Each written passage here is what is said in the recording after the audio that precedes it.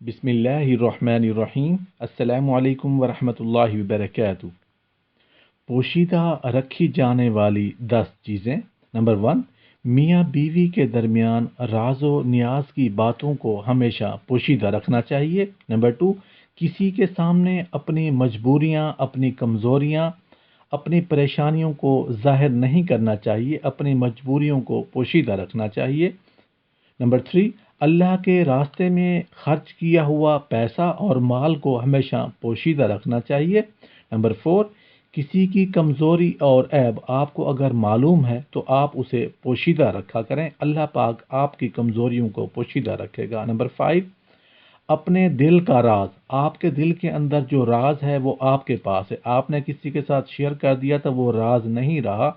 हमेशा अपने दिल का राज, अपने दिल की बातें, दिल का भेद, उसको पोशीदा रखा करें। नंबर 6, सफ़र करने से मुताल्लिक मालूमात, आप कहाँ सफ़र करते हैं, कहाँ आते हैं, किस वक्त जाते हैं, किस वक्त आते हैं, इससे मुताल्लिक जितनी मालूमात होती हैं उसको पोशीदा रखा करें।